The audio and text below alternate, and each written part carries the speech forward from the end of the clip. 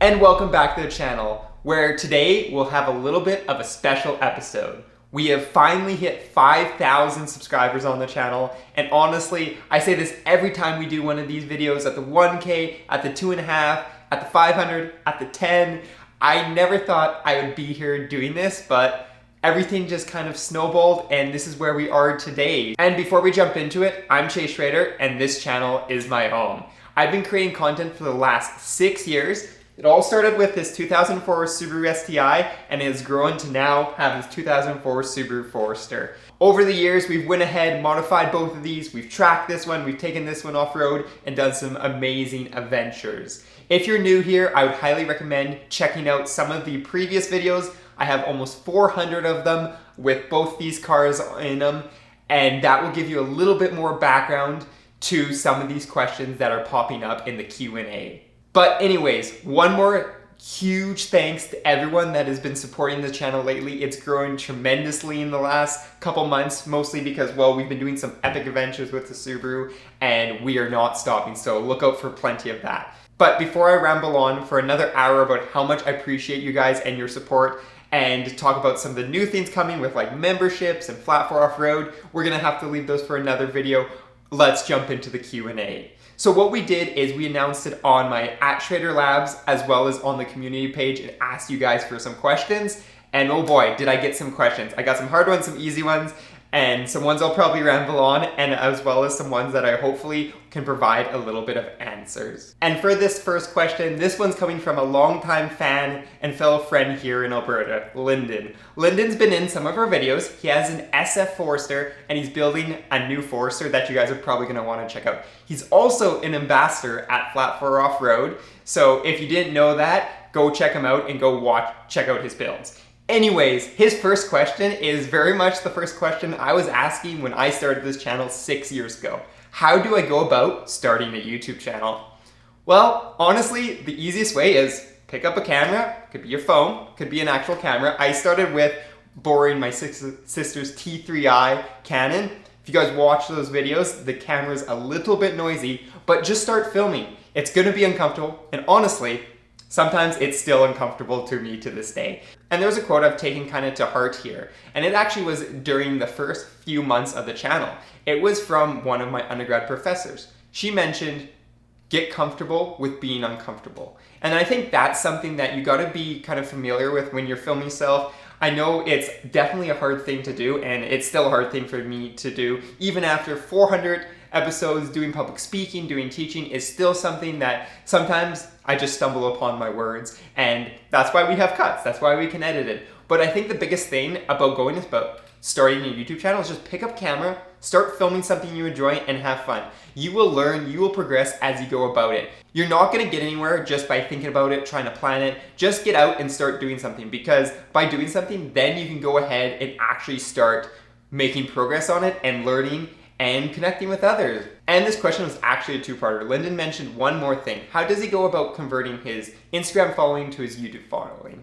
And honestly, I don't have a good answer for that because there isn't really one. You can look at a lot of these big creators on Instagram, TikTok, and whatever, and then you can go to their YouTube and see that they have a very small following. This is because nowadays there is so much content, your audience really has to connect with you to be able to go between platforms. And honestly, that is gonna be a small percentage of your audience. You're still gonna be able to do it, but what you're really gonna wanna do is you're gonna wanna be able to create two separate audiences that are able to both enjoy your content, and it might look a little different on these two platforms. As you guys see, SchraderLabs is more photos and short form content, where my videos, 20, 30 minutes, even 40 minutes sometimes. And that's where we get the really good and really strong engagement with the community. Where on the Instagram, it's more the people popping in, checking out some stuff, and then leaving. So when you're trying to convert it, honestly, you're not gonna be able to convert it.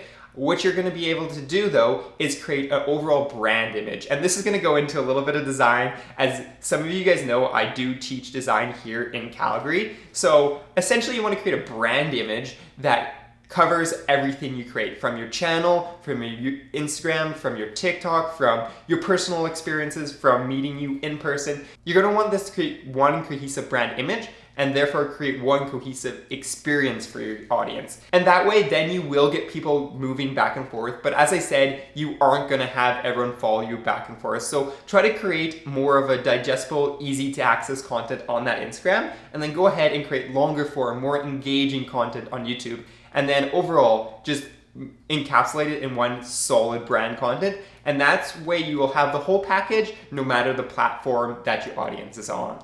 And that was Lyndon's question, so appreciate that and appreciate all the support, Lyndon. I know you're watching, you're always on the premieres, you're always checking out the videos, and you're always commenting. So I hope I answered this. And well, the next question is from Alex, another long-time supporter. I know you're watching again, so I really appreciate it. He's actually got another SCI, same GD chassis. I can't remember, I believe it's an 05, maybe correct me if I'm wrong. It's always hard to get between the 05 and 04s just because of that little fender flare and a couple other things here and there with the dashboard and stuff. But I know he's got a beautiful GD that's actually honestly a lot cleaner than mine. But anyways, Alex's question is, what got me to become a content creator?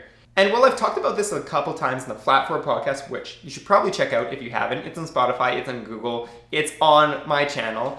But essentially how I became a content creator was kind of by accident. When I bought this car, this was the first videos we ever created on the channel. This car, we actually were going ahead and modifying it because it was stock. And I kind of want to create like a diary, kind of a journal of what we did, and honestly just record the good times we had with our friends in the garage working on this car. And I also had some influences with obviously other big time creators. I just wanted to go ahead and have this kind of like public forum so people could see what I'm doing with my car and kind of go about there. And it kind of just snowballed from there, and it kind of is just snowballing from there.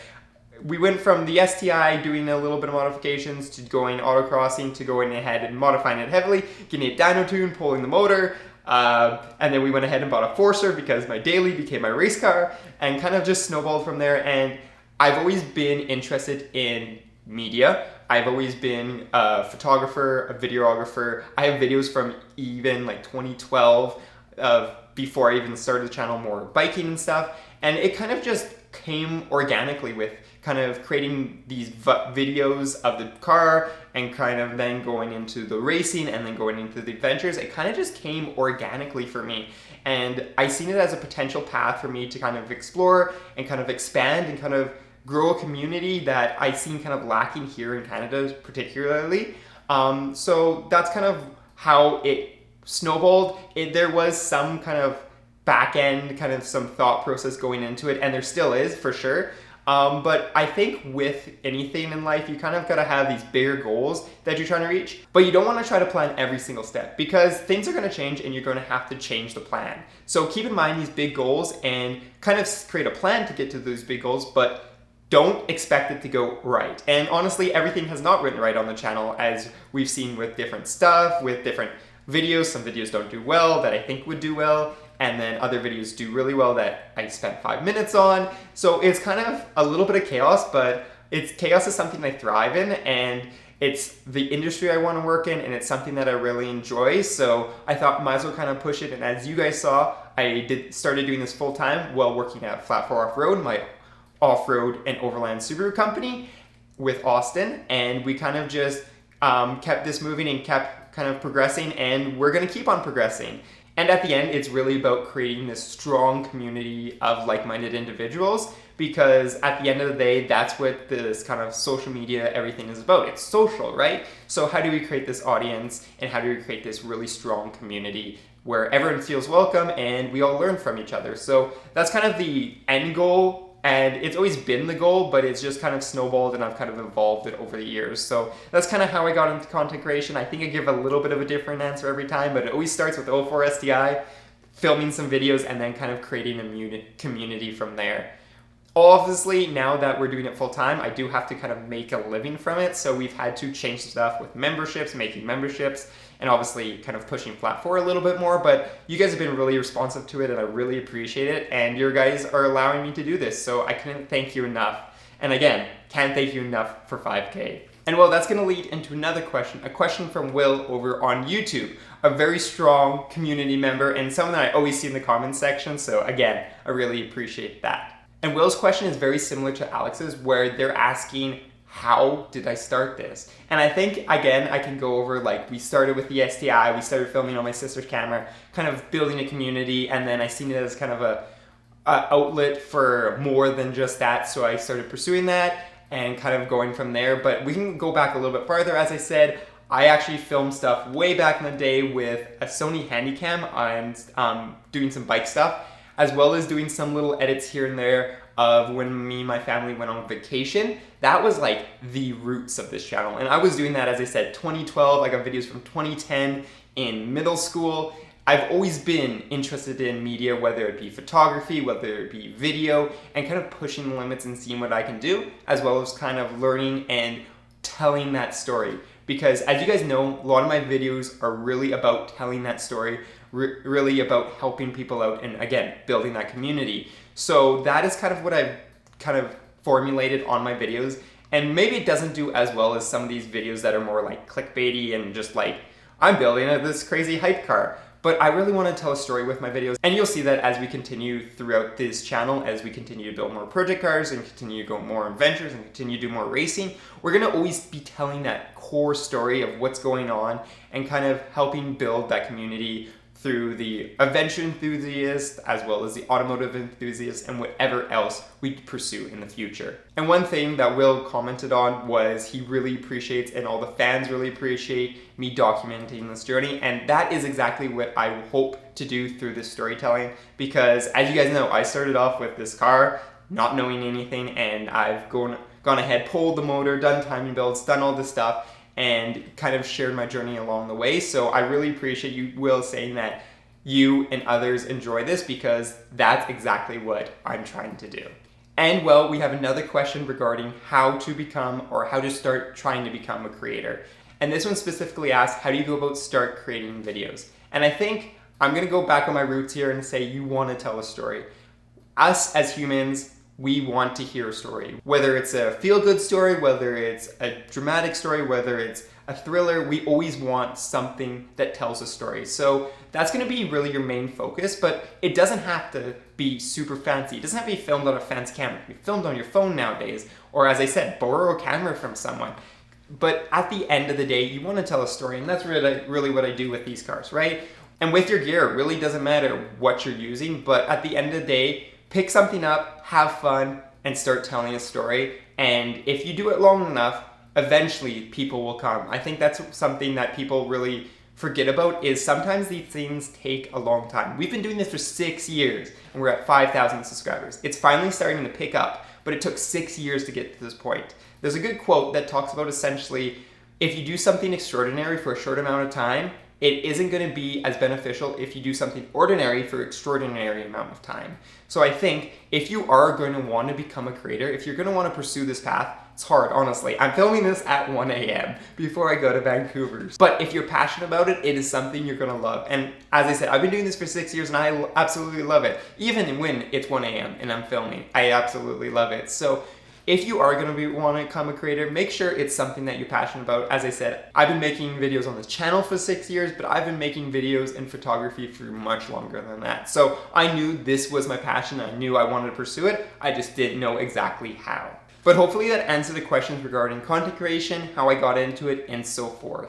If this is a topic that more people want to see, maybe I'll go ahead and maybe do a full video on it, or maybe we'll even do maybe like a live stream or something where we can kind of have this conversation where it's just not me talking to the camera. But there is one more part to this question. It's regarding how long do I see myself creating videos? And honestly, as long as I live. As I said, I've been doing it. I'm 25 now, and I've been doing it probably for at least half my life at this point. So it is something that is so deeply entrenched into my passion, into my life, that I don't see myself stopping anytime soon. And as I said, this is kind of my life now. This is kind of my job. So as long as I don't go ahead and maybe switch career paths or anything, this is what I'll be doing for the long term. What that exactly looks like, I'm not 100% sure. As we know, the industry shifts, things change, and obviously passions change and projects change. We went from the STI to the Forester, and that's a good example of that. What it's gonna look like, I'm not 100% sure, but I can tell you guys, if you stay on this channel, even in 10 years, we're still gonna be creating something. We're gonna be telling stories, whether it's be up in the mountain or it's gonna be on a racetrack, we're gonna be filming them. And now we're going to switch gears with regards to our questions and go into more of the technical questions and more of the automotive questions. So the first question is by Model Nick, huge commenter on our channel. Really appreciate that. If you guys didn't know, comments and likes and shares help the channel out so much. That helps the algorithm share our videos farther. So I really appreciate everyone that is commenting on the videos. And if you aren't, maybe try it. Maybe let's have a discussion, ask some questions in there, because that is the best way without monetary means of helping out the channel. But anyways, the question is, am I on stock suspension? And I know I should be doing a video on this, and I actually will be doing a video very soon where we do a walk around on my Forester, because we haven't done a video like that in a very long time. So there is people that want to see kind of what my vehicle looks like. So we're going to be doing a walk around, so I'll give you all the details very soon. But essentially, no, this is not on stock suspension. One of the first things I did when I went ahead and bought this car was I started laying out a plan to replace old components. And one of those old components was the 300,000 kilometer suspension. Those were out of there. They were clunking so hard. So what I did is I went ahead, and this was before I was working for Flat 4 Off-Road. I reached out to Flat 4 Off-Road and I was like, I need some suspension, and they set me up with some flat out suspension coilovers. They allow you to lift your car a little bit, actually a lot, from 1 inch to 3 inches of lift, as well as get custom spring rates and tune them with the dampening. So I went ahead and put those on the Subaru, and that's why it's lifted up. And that's why I'm able to tune stuff and run the rack and run everything without it sagging. Is that flat out suspension with custom spring rates, we're able to go ahead and essentially do everything we're able to do. You might notice it does articulate a lot more than stock vehicles. Well, that's because I also removed the sway bars. And without sway bars, it articulates so much more. Don't quote me on the exact number of travel, but I think it's almost a foot of travel. It might be 13 inches in the rear of travel from full compression to full droop. So that helps out so much when we're off-roading. And well, yeah, that answers your question.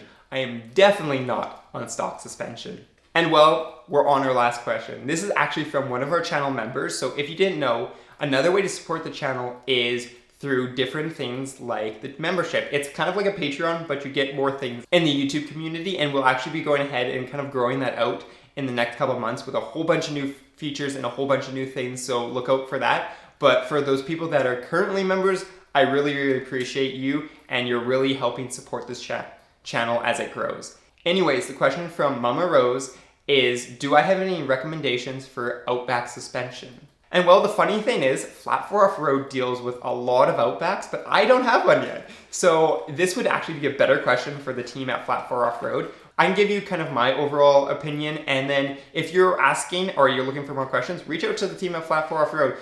We will be able to help you and kind of give you essentially the best answer. And one of the cool things about reaching out to Flat 4 Off-Road is we just don't give you kind of the generic answer. We go about kind of learning what you want to do with it, what's your goals, and kind of what's your plan with the car. And that way we can give you a more customized answer, because there's people that are wanting coilovers like me that are really pushing the car to the limits. And then there's some people that are doing more kind of the forestry roads and the weekend warriors that are going to the campsites and maybe doing kind of like not so much off-road, but more of the adventuring. There, you don't really need the coilovers. It's more maintenance, it's more money. You can go with more of a suspension lift. So as I said, reach out to Flat 4 Off-Road and we give you the best answer possible. But my own opinion for the second gen Outbacks, because they are kind of the funky ones with the multi-link stuff. I know the SH have them too. It's just kind of a weird thing Subaru did for a while. Not a fan. Mostly because, well, you can't lift them as much.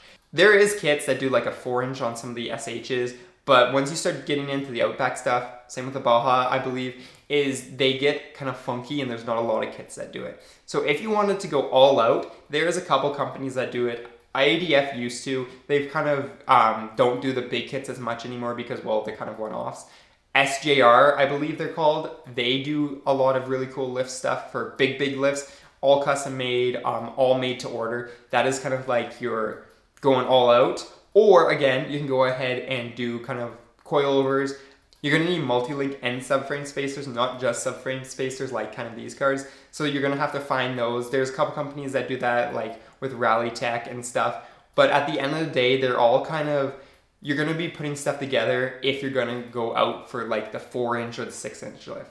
And honestly, if you're daily driving that car, highly wouldn't recommend doing that. You don't need that unless you're pushing it really to the limits.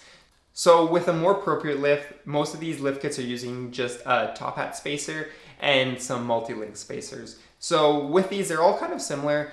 We use Rallytech, we use ADF, it really just depends on the price point the customer is trying to reach as well as the lift height they're trying to reach. They're all good companies, they all kind of go ahead and use camber adjustment. Which one would be the best, as I don't have Outback, so I haven't tested them all yet. But I would say if you're going for a more appropriate lift, maybe just do the strut top spacers, and then you can kind of go from there, because once you get into the coilovers, maintenance and price really start to add up. Also with these spacers, you can go ahead and add springs. These springs will give you a little bit more lift. They also increase ride harshness. This is something we tell our customers if they just want to do springs, that if you're doing like an overload spring or something, it's going to be a lot harsher. So be careful with what springs you're putting in. They do have spring rates on there. If you're looking for something though, if you are loading up your car, it might be a good idea to go with the overload. Just when it's unloaded, they ride a little harsh. And well, those are really the 3 different options for lifting your Outback. As I said, if you reach at the flat 4, we can give you a better answer. I'm just going off of what I've seen and what I've seen with customers' cars, but with an inquiry at Flat 4 Off-Road, we can go ahead and dive deep into it and give you the best answer possible. And with that being said, that was the final question. I hope this video didn't go too long, but I'm looking at my time. It is almost 2 a.m. now. But before we finish off today's video, I just want to say thank you so much for 5K once again. This channel, as I said, is growing immensely over the last couple of months, so I'm really looking forward to what we're able to do in the near future as well as the far future. And as I mentioned, if you're looking to support the channel farther, you can go ahead, the easiest way, share, comment, like all the videos. That really boosts the algorithm and gets our videos out to more people. Another way is also with channel memberships. We will be going ahead and growing those out a little bit sooner with some new features, so look out for those. I'm thinking about the next month we'll start to see those and see some announcements. And then finally, you can support Flat 4 Off-Road and we can build you some pretty epic Subarus. So as I said, we do installations as well as parts, so you can go ahead, reach out to us, and we can get you set up for your next adventure. But I could ramble on all night, but as I said, I have to drive to Vancouver and I need to get this video out to you guys. So I'm gonna go ahead and finish the video here. I really hope you guys enjoyed this little bit of a behind the scenes and a little bit deeper dive into the channel. I think the next Q&A I'll do is maybe 10K. Maybe I'll do some member stuff. I'm not exactly sure, but these are kind of rare on the channel, so I really hope you enjoyed this as much as I did. Although, since I enjoyed it so much, I might have to do something similar to this in the near future. I hope I was able to answer everyone's questions at least somewhat, and if not, you can always go ahead and reach out and add a comment, or reach out to Flat 4 Off-Road in particular, and we can get you guys set up. But as I said, I'm gonna wrap this video up before I add another 15 minutes. So once again, thank you. And as always, peace out and stay humble.